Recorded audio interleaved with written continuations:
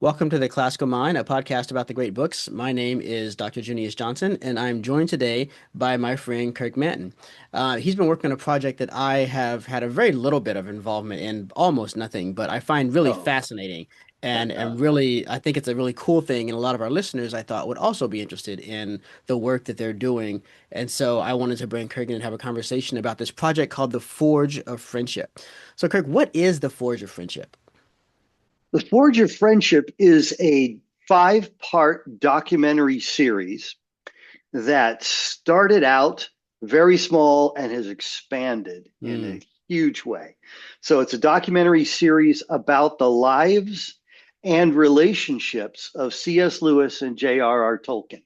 Their Wow. whole life together and their friendship, the impact of their friendship, and the surprisingness of their friendship, Hmm. which we Hmm. which we're excited to bring to the culture. The two different cultures. You have the whole J.R.R. Tolkien world out Yeah. there and the C.S. Lewis world, and they overlap, and they probably overlap a lot more than people understand that they do. Mm. And so I think a lot of what we'll be bringing to people's conversations might be across friendships oh, you too, really, Yeah. I didn't know that. And you'll have Lewis people who will get connected more with Tolkien people and find out that they can be friends too. Wow. So in a sense, the project will hopefully bring about more of the friendships of the type that it is focusing on. That is not what the intention was, but it is what has become Mm. a large part of this project. And I'm sure we'll talk about that as the evolution of the whole thing transpired over time. And it's not just the project that changed, but from the beginning of this project to now, the culture has changed. Mm. And it's going to impact the culture in a unique way because of the change in the culture. Yeah. Well, so let's talk about how the project got started. How long ago did Yeah. you guys start working on this? What was that first germ or seed of an idea, and how did that go to this multi-part documentary series that it now is? You bet. 2017, almost 10 years Wow. ago. Yeah, it's been a crazy journey. This started out really in a sense, the roots of it go much deeper even than that. Hmm. Some of the leadership of Eastgate Creative, that's the nonprofit entity of veteran filmmakers who've come together and created a nonprofit for this project, Mm. but some of the leadership there goes back with volunteer work with the C.S. Lewis Foundation Mm. almost 30 years. Mm. So there's a number of the few of us that are in the project that their relationship with the C.S. Lewis Foundation started when we, as filmmakers, we Hmm. were we were doing a pro bono video for the Mm. foundation. And the Yeah. foundation, really quick, is not the C.S. Lewis company that owns the books. It is a ministry that started back in the 70s that saw where the culture was going and saw that Lewis was a great example of integrating the life of the mind and the spirit, and he became the inspiration. So they've been doing conferences ever since and Mm. retreats. They own Lewis's home. So a couple of us have been volunteering for them ever since we did a pro bono video for them. Listen to what they were all about, and we were hooked. We weren't Mm. academics, but we were closet academics. Maybe some of Yeah. the people who listen to your podcast are like that. If they have the option to be a student or their whole life, they would just do it, and they Yeah. love learning. So we Right. did too, and we recruited other tech arts people who loved learning as well and loved Lewis and the life of the mind. And we began helping the foundation with their events. We Mm. helped serve them in their lighting and their sound and their video, helping them capture their video. The things that the academics and the scholars who ran the organization really didn't have a clue about. Yeah. And we came alongside. They blessed us by us being able to serve them and be at the events with our Hmm. skills that we already had. And so we're in there soaking up the lectures while we're running the things Right. and involving ourselves in the workshops in that way. And we developed relationships with the scholars over time. Mm. And you develop a unique relationship with scholars when you're not a fellow scholar Mm. and you're serving them and Yeah. you're not a fellow academic. So you're not a peer, you're not competition or, You're not a threat. you're not a threat. Absolutely. You're there to serve them and help them.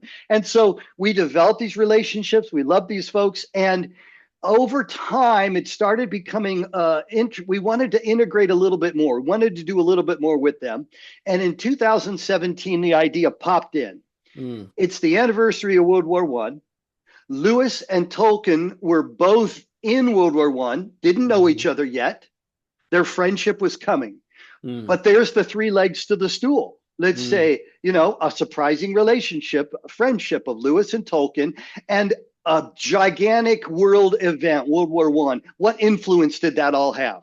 yeah. And so, after a conference that we went to and we interacted with a couple of the scholars, we started interviewing, we started gathering up the experts about these things, and we started putting together what we thought would become maybe one episode, small documentary about that, which was very interesting and we loved it. So, we started doing it.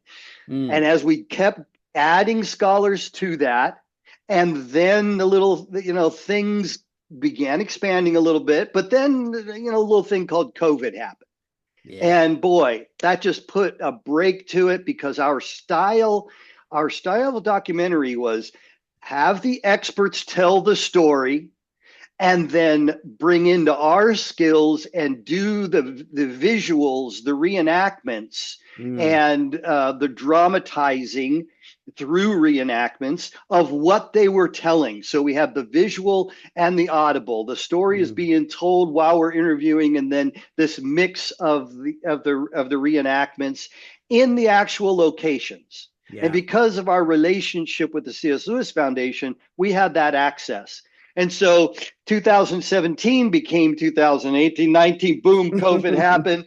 And a couple things really spurred us into a whole new wave. Mm, The World War One aspect kind of went away in the popular awareness. The mhm, popularity of that kind of waned down. At mhm, the same time, as we added more scholars, more of the opinion was came that yes, the large world events affected them and their work, but the thing that really affected over the long haul, biggest impact was their friendship itself. mm, And so what was originally a World War One Lewis and Tolkien documentary became their whole life together, and how that friendship really forged what came out of it, yeah. everything that we know today from them. Yeah, I think that's so important. I'm so glad to hear that it expanded in that way because, well, the war stuff is very interesting and it was very formative for them. I remember Doug Gresham telling me a story about the only time he can remember is Lewis coming close to talking about his experiences in the war was he had some friends from the war over and they were sitting in the drawing Mm. room and they weren't talking about it all night, not talking about it, not talking about it. And then there came a moment when it just got quiet, and each man was sort of gazing into his drink or gazing into the fire and kind of lost in his thoughts. And Doug realized they're thinking about the war. Yeah. And they sat there together and dwelled in the pain of those memories together, never said a word about it, but that was Mm. how they could commune over it, was just being with other people who knew and who therefore knew not to ask you to talk about it, not to try to probe it or any of that sort of a thing. So obviously Wow. this is a very an experience that has left a lasting mark on both men. But as lovers of, I'm one of those who loves both Lewis and Tolkien. So as lovers Yep. of Yep. their writings, I'm definitely more on the Lewis side than the Tolkien side. I think you kind of have to lean one way or the other. That's the way I lean. But as lovers of their writing, there was so much that they shaped in each other. And there's also, of course, it's pretty widely known that there was a breach in the friendship at one point and that things Mm-hmm. got strained. It's less widely known how that all resolved before Lewis Mm-hmm. died. And so I think the need to tell that story and Mm. show how, not only how the friendship shaped them, but also what happened during that breach and how that kind of got resolved later in their life. I think that's a very important service done to those who love the legacy and the work of these two men. Yeah, it brings them down into relatable people. Yeah. If we just left it that they were great friends, they created great works, and they're obviously not like you. Yeah, that's right. No, no, they were like you, Yeah. And there are areas where they weren't like you. And maybe there's some areas of your friendships that can benefit from Mm-hmm. seeing how these two, in some ways, common people worked Mm-hmm. through their difficulties just like you and I would have if we were that close for that length of period of time. Yeah. Yeah, that's right. Yeah. It's funny that it started in 2017 as sort of an intentional thing because I was just checking my first encounter with the C.S. Lewis Foundation was in that summer conference in 2016 in Amherst. And so I Oh, came onto the scene just a little bit before you guys yeah. started making that move. That's really fun. That's also when I Yeah. met Malcolm Guite because he was another speaker at that event. Yes. When you talk about documentaries, documentaries are not everybody's favorite form of entertainment. Hmm. And I think that I think we've all seen boring documentaries, and that's left a Sure. bad taste in some people's mouths. I'm fortunate enough to have seen some really engaging and interesting documentaries as well. I think that everyone has, whether they know it or not. If you see a particularly engaging, in-depth news piece or something that's done up with some good production value behind it, you're engaging in documentary filmmaking, even if it doesn't carry that title, right? Mm, Um, sure. but I think that it could be, some people might not get excited when they hear that a documentary is coming. So I wanted to home in on something you said a bit ago. You mentioned that part of what you did for this or have been doing for this series is reenactments. And I Yes. remember that when you brought me in to speak, it was about the motorcycle ride to the zoo when Lewis Mm. and Warney went to the zoo, and somewhere along that ride, Lewis became a Christian. And I got Yep. to see some of the footage that you guys were putting together from that. And one of the things that stuck with me about that was that attention to detail. Tell us a Yes. little bit about that scene, but also how that's emblematic of how the entire thing is put together. Yes, we have the details of the scholars and experts' story, and then we have additional background details around it. And so, as best that we can, Hmm. we add in, we show the things that are being talked about within the atmosphere. We would film in the actual locations, the motorcycle ride, that road that he rode in, that we showed them riding on, is the actual road Mm, to the Whipsnade Zoo.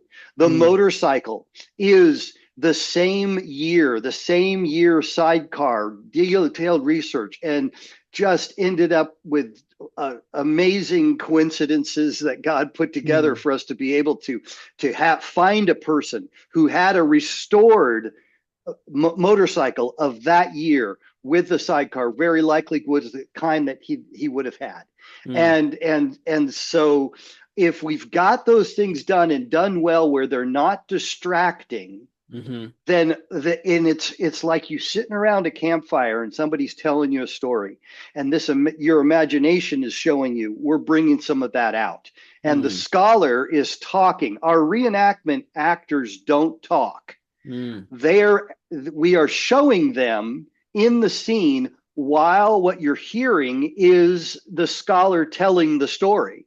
So the hmm. story's being told, and then you're seeing it. And we bring out as many of the details as possible. Like on that ride. In Lewis's depiction of it in Surprised by Joy, Mm, which is the main source that people are telling the story out of. hmm.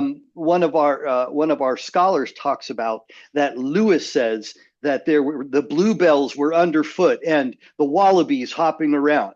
And now somebody hearing that, as in a story being told, they're not necessarily, they may not even catch that they're talking about kangaroos in England. Right. And so when we went through the details of that ourselves, we thought, now wait a minute, what is he talking about? And we researched it and found out that there is an area there in Oxford where there are kangaroos that Wow. have been brought there and are wild.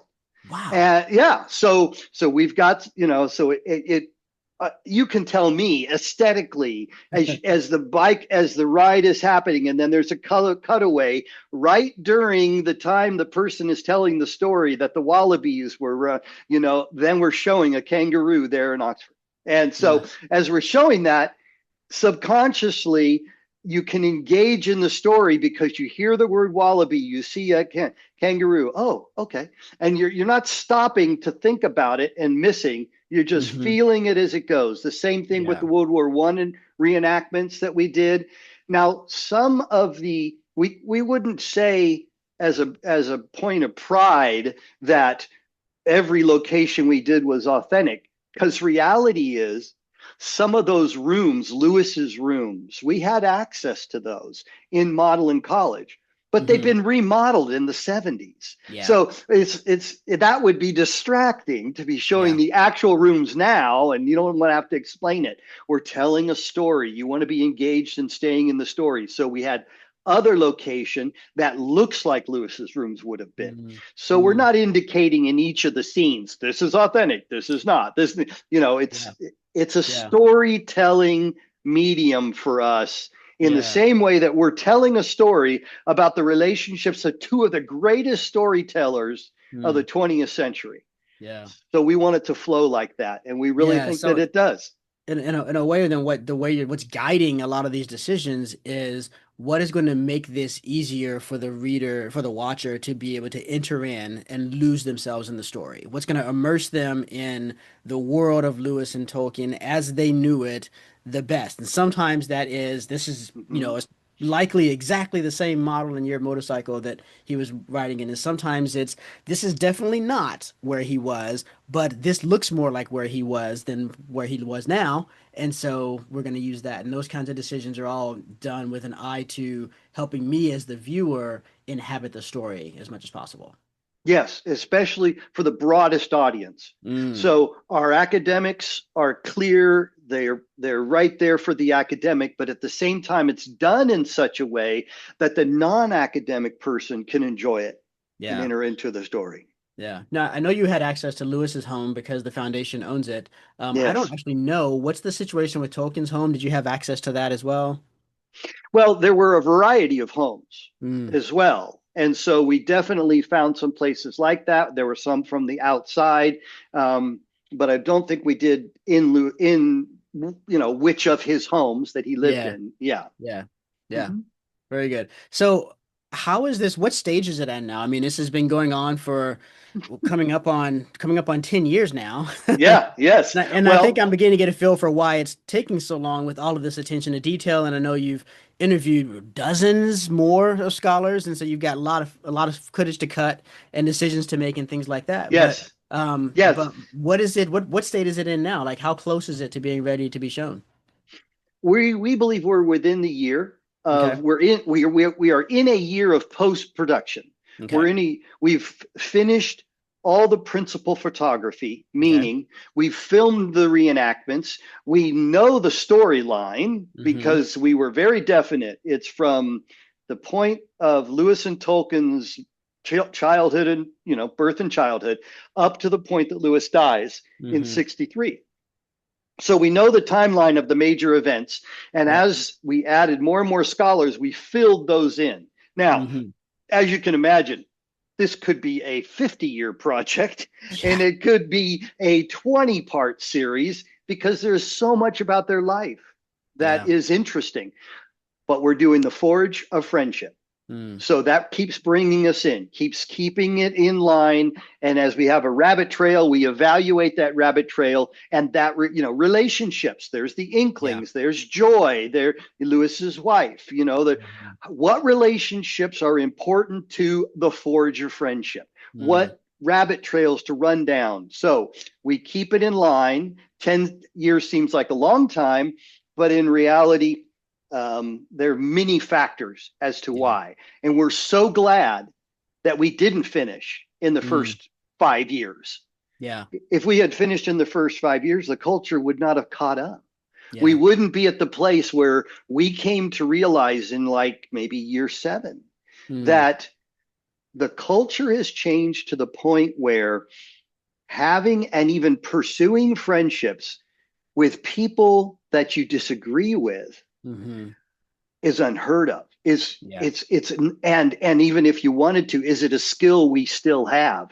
Do Yeah. we see the value? Because that's what we found coming out of this documentary with Lewis and Tolkien and their friendship. It was very valuable to them that Yeah. there were areas where they were different, where they Mm-hmm. disagreed, and the key was they really believed that iron sharpens iron. They really Mm, believed that because of our differences and because of areas we disagreed, we help sharpen each other and we can come to the point of achieving what mm, our greatest ability comes out when we have those. So, yeah.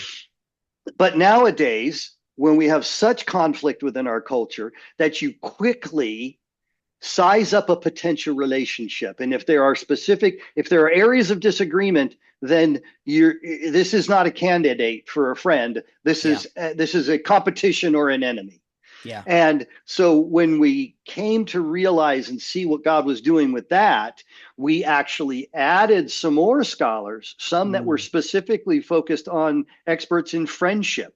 And we mm, expanded to the fifth episode, which is really an episode of applying what do we see and glean out of this relationship of Lewis and Tolkien that our mm, culture has lost, mm, that they had, and that the Inklings had. And what have we lost, and how can they inspire us to regain it? And some of our scholars began bringing that information to us too, mm, showing us in their books on how Lewis, especially in the Four Loves, talks about friendship in a yeah. way that would be a challenge and an inspiration to our culture. And that all came out. So the fact that it took 10 years, why did it take 10 years? Couple different things. We who are the leadership of Eastgate Creative have full-time careers, Yeah. and we're towards our latter half of our career, and this is our passion project. But we did this in our in-between time to some Hmm. extent. We also utilized being a nonprofit, being as efficient as possible, highest quality, highest efficiency. Yeah. We utilized the cycle of conferences with the C.S. Lewis Foundation and other groups in order Hmm. to be at the place where multiple scholars would come together already. Yeah. And so that's where we did a lot of our filming. And we did at least 5 trips overseas to Wow. film in 5, 6 countries. Mm, In France, in the battlefield of the areas of France, as well as the UK and Belgium and Switzerland, where mm, Tolkien spent time. So, yeah, so that's why it took the time, because we wanted to yeah. go to the places, get where the people are together, do it efficiently, Mm. and do it right. You talk about having friendships with people you disagree with. I'm reminded Mm, of an incident from Lewis's life. I don't know if it made it into the documentary or not, but he had a correspondence with Arthur C. Clarke over a number of years. He yeah. was older than Clarke, and so Clarke kind of looked up to him a bit. And Clarke was, the leading light in the science fiction movement in England at the time. And he read Lewis's Out of the Silent Planet. And he wrote to Lewis about it, and he sort of kind of disagreed with Lewis about this. Well, this isn't really what proper science fiction enthusiasts want to do. We don't want to wipe out other species and spread humanity onto every other planet. And Lewis is like, some of you do. I work with some of you at Oxford. I Trust would do me. something too. Uh, and Clark kept trying to get Lewis to come and speak to the Science Fiction Society, and Lewis always turned him down. He says, "I everything I have to say about it, I've said in I've that said, book, and I don't think you would enjoy what I have to say about it anyway."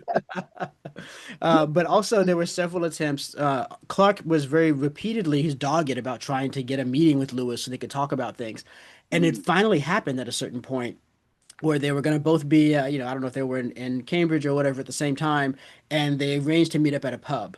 And Arthur mm, Clarke brought one of his science friends along to the meeting, and Lewis brought Tolkien.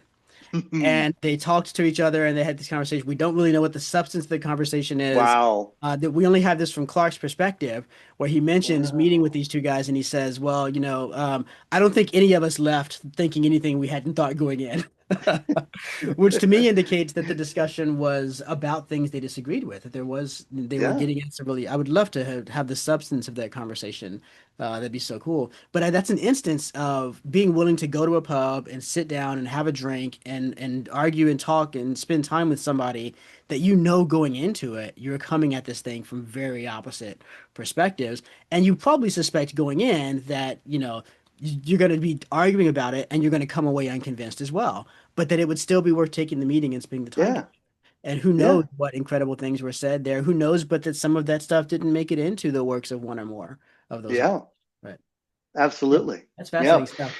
So you were asking where we are now. So we finished principal photography, 99% of the interviews. Mm, And why 99 or 95%?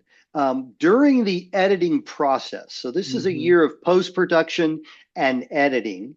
So hmm you have to review and assemble and place in order. And our scholars talk right next to each other. So we'll have one story, one segment, one event that happens, and that's told from the perspective of, say, four or five different scholars. So hmm you're putting those in there, and then you'll see the holes, you'll see the mm, spaces or the transitions necessary, and we'll do some cleanup interviews for that. yeah. So, and then the graphics and the music and all the factors need to be put in. So that's where we're in. So that's this year. While that year is going on, we decided early at the end of last year that we wanted to start getting this out before the public is in a way that we probably, once we go to distribution hmm and it goes to a streaming service, our goal is the top. So if we go to mm. Prime or we go to Netflix, because Prime owns Tolkien and Netflix owns Lewis,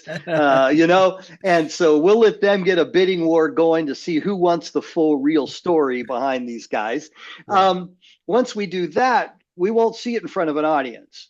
Yeah. So we decided to start the impact of this right away. And we started putting together a tour of colleges. Mm, So since January 20th, we are taking, we would, even if we were finished, we wouldn't take the five that's episodes right. and play them together. So Right. we grabbed selected scenes from all five episodes and put together an hour and 10-minute video that will run through all of the episodes and really give you a feel, fully Mm, detailed within each of these scenes, but things left out in between. So it runs the full gamut of the series, mm, and then we do a Q&A afterwards. We do a yeah. discussion, and we let the school determine what that needs to look like, whether we have a panel or whether it's just myself or one of the other producers taking questions from the audience. And that way we get a feel for what's working, what's not, what were they Yeah. enjoying, what are they engaging with. And it's out of this. Well, this started January 20th with hmm Kent State University in Ohio. hmm And we've been to 26 colleges in 7 geographic areas across the United States Wow. before we hit the summer. Yeah. And then Wow. the summer's kind of our break, and we pick up again in the fall, and we've got at least that many that we're talking to for the fall. And so by the time we're done, we will have been in front of colleges. We've been in front of some high schools, and Mm, at some of the colleges, they've invited the community as well. And so hmm we've got a great mixture of Protestant, Catholic, and secular schools. We got a mm. good mix, and we're getting great feedback from them. And this Oh, is that's so partly cool. where we're really seeing that this is hitting the nail on the head of friendship. Yeah. It's stirring it up. Yeah. We've had high school, especially on the high school level, just kids with their eyes wide open afterwards in our question time. And they go, what do you mean? I'm supposed to have friends that I disagree with. I don't get it. And others will How could they say, be my friends? yeah, how could they? And others would say, I get it. I see how valuable that can be and how that can work. How do I do it? That's right. And I go, hey, we're on the right track. We're headed in the right direction. They come for Lewis and Tolkien, Yeah. and they leave inspired to pursue new kinds of friendships. Wow. Yeah, Wow. that's what we're seeing. So how is it how are the five parts laid out? I mean, is it sort of going by periods in their lives or is it going more Mhm. topically? Yeah, it's going by periods in their lives, and then topics come out of that. And Mm, so we have from their childhood and their radically, the radical experiences and pain, and then mm, their parents, parents dying, and the cultures they come from, and bring them right up into World War I. And mm, then we overlap that with World War I finishing, the impact of that, and them meeting in Oxford. okay. And then we move into World War II. So hmm their time in Oxford and their time beginning and their writing in that, and then we move into World War II, and then fourth episode is they're finishing their after the war, Mm. and finishing their relationship in Lewis's death. Hmm. And so that's 4 episodes. Fifth episode, impact and application of, Yeah. impact. So that's how it is kind of laid out. Wow. So what challenges do you have to stand between where you are now and Yep. getting it done, hopefully in a year? Yeah. Well, yeah. Financial to some Yeah. extent. We have done it as a nonprofit. We chose very specifically to do it as a nonprofit. I don't know that we could have done this project as a for Mm. profit. For Mm. one, 45 scholars so far, Mm. 45 scholars volunteering their time. That Yeah. that speaks to their relationship that we have with them, Hmm. and even the ones we met through this project. Yeah. Because oftentimes we would have one scholar saying, well, if you're going to talk about this area, I don't know that much about that, but this other scholar does. And Yeah. our Lewis scholars pointed us to Tolkien scholars, which have become great friends, and it's wonderful. Sometimes they're both. Yeah, so that the efficiency of the foundation and the access that we've had there. Let me show. I'll give you a comparison. See how the Mm. finances flow. Mm. If Ken Burns, Mm. documentary filmmaker, producing American Revolution, 6 episodes. I'll put ours up against that any day as far as quality is concerned and Mm. style. $30 million. That's Wow. that project is a $30 million project. Our original budget was $1.5 million. Wow. How could we do that and maintain the quality? Yeah. So first you add the producers, the crew. Those people are industry veterans that have been in the industry for 40 years, and for most of them doing it for free, and Wow. because it's a passion of their project, that it's an accumulation of their lifetime, really. Yeah. And so that then vendor relationships that we have Mm. had for 30, 40 years in the film industry. Hmm. Panavision will be a sponsor on our credits for sure. They gave us a blank slate. You come over Wow. to England, Panavision London, what would you like? Here's the list. Boom, they're on a pallet, ready Mm. to pick up and go. Mm. All sorts of resources came to us from that and those relationships. Again, forge a friendship, relationships. Relationships are so important. And Yeah. then the access to all. And so one thing after another, we have raised now, everything has been by donation Hmm. and to the nonprofit. We've raised $600,000 and we are debt free at this point. So our goal is to raise another 350,000 to be under $1 million Mm. debt free by the time we're done with production. We're in post production. In post production, there's a lot of things that we can't do for free. We Yeah. have to pay for to keep the quality level up there. That's right. Now, why do it in this way? We have seen a mission develop for Eastgate Creative. Mm. We believe there needs to be a unique nonprofit entity like this, made up of Christian film technicians, film artists Hmm. who have a passion to raise up the next generation. Mm. We're going to be retiring at some point. We want to hand this off to the next generation of Christian filmmakers who will be out there making content of this quality Mm. for this kind of impact. We are a registered 50c3 in California as a religious education and historic film production company. It's very Mm. unique, very unique. And so when we're debt free on a Hmm. project and we go to sell it at the retail level, license it actually for a period of time, Hmm. we license that at the retail level. All that money comes back into the nonprofit, ready for the next production to get Mm. funded.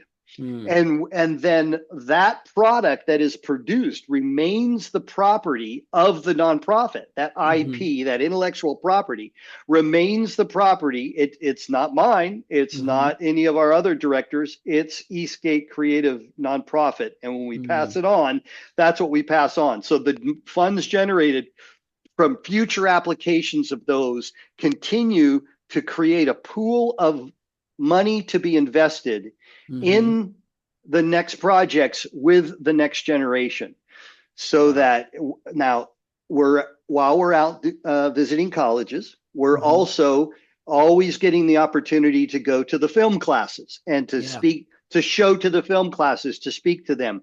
We're looking for that next generation too, for those one percenters who will pursue us, that we're open for them to pursue us, because we know that that's the kind of person it takes to succeed Yeah. in this industry. And so, that's our business model. That's what we're doing. Wow. So there'll be executive producer credits for those that have invested. For those who aren't Mhm. in the film business and don't know what executive producers do, executive producers provide Give money. funds. They give money. That's right. And the money that we get from licensing and selling this does not go out to pay investors Hmm. and pay investors with a profit. Money that has come in has been donated. So the money comes in and it stays here. So someone Yeah. who donates, or a grant from a large corporation or a small corporation, anything that comes in is going to Hmm. get multiplied up as we go from the efficiency to the sale of it. Yeah. And we've had some large grants, but we've also had grassroots. We have people Mhm. giving on a monthly $10 a month, $25 a month. We had nuns in Minnesota who earn their living dipping candles for a living for a Wow. period of time, and donate $50 a month. So Wow. that is very helpful, especially when we're out on the tour and we want to go to a college who can't afford to help us with our expenses. We want to have a pool of money so that we can go to those places, the small colleges, big colleges. So Yeah. that over these 10 years has all developed. The business Wow. plan, God's revealed that kind of calling to us. So that's a, That's really that's fascinating. that's been a benefit of the slow burn, too. Yeah. Yeah. And we'll put a link in the show notes for how people Do can connect if they want to get involved in helping to bring this film to light. So Absolutely. I And think we the got last credit. question then. We can put credits up there for companies or anybody who wants to, Yeah. have their name out there, and as Nice. somebody who's supported us. So, as somebody who's looking forward to seeing this, Yes, I think the since you're remaining in it. question, barely, guys, barely. The Enough. remaining thing that I would want to know is, so we know how close you are to finishing it. We know what the distribution plan is. We're going to connect with a streaming service. They're going to beat each other black and blue for the privilege of putting it up there, just That's the throwing first level. buckets of Yeah. money at you, all of that sort of a thing.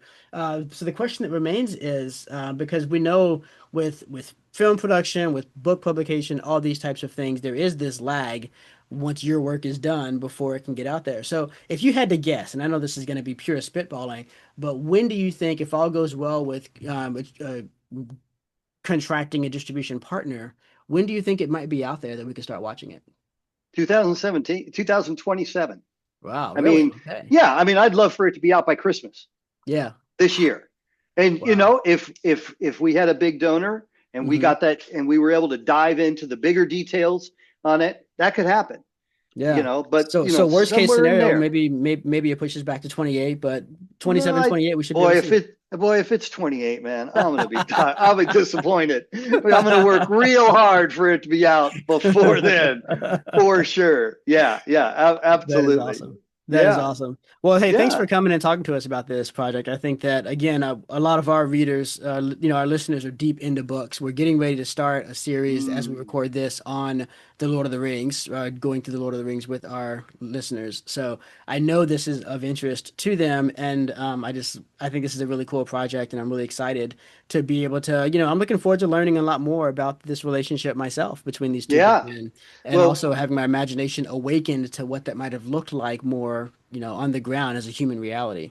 and you'll be able to apply stuff, because Yeah. every writer, because I know Junius, you're a writer and reader. I mean, every person who does creative expression, which is Mm. almost everybody. Yeah, right. Yes, it's not the lone wolf genius who does it. Yeah, It's that's it's right. people within relationships. Yeah. And so that's part of the impact that we want to have. We feel it's our responsibility to the scholars. They have worked their lifetime in often situations to come out with a book that Hmm. is written in words on a page. We're going to bring our skills next to that. It's our responsibility to transfer that into a visual medium to a Hmm. generation that isn't reading as much. That's right. And we want to inspire them to be reading more. Mm. So That's beautiful. that we feel that's our responsibility. And so if you want to support that, Mm, then that is well worth investing in, very much so. that's And great. we're getting react, and this is not a Christian film. This is a Mm. film that is meant for the main secular audience, and that's the reaction we're getting, is that they're responding to it just as well. Christianity's all over it because it's all over their lives. Yeah, that's But right. yeah, yeah, and Yeah, so much, and that's the way we think that's the way they would have wanted it anyway. yeah. I We're think that's telling right the as well. story of friendship, Yeah. and their whole life is an example of that and much more. Ah, that's so good. I can't wait to watch it. Well, thank you so Yeah. much for coming and spending this time with us, and we will certainly look forward to supporting this project and cheering for it and promoting it when it comes out, and most importantly, watching it and learning about this friendship and how we can do our own friendships better. Our website, eastgatecreative.org. In the next week before the summer is out, we hope to have on that website. We already have the trailer. If you go to Hmm. eastgatecreative.org, 3 minute trailer, you get a feel for it right there. But Mm, after that, we're going to be putting up a live calendar of mm, where we're going to be throughout this next year. excellent. From East Coast to West Coast, we've got areas that we're going looking to be into. So we hope that if your audience sees it, coming into the area, that they come join us and hang out and talk to us afterwards. Sounds great. I'll be taking a look at that myself. Well, thanks very much. And listeners, thank you for spending this time with us. We'll be back soon, diving into a lot of other good books. But in the meantime, keep reading.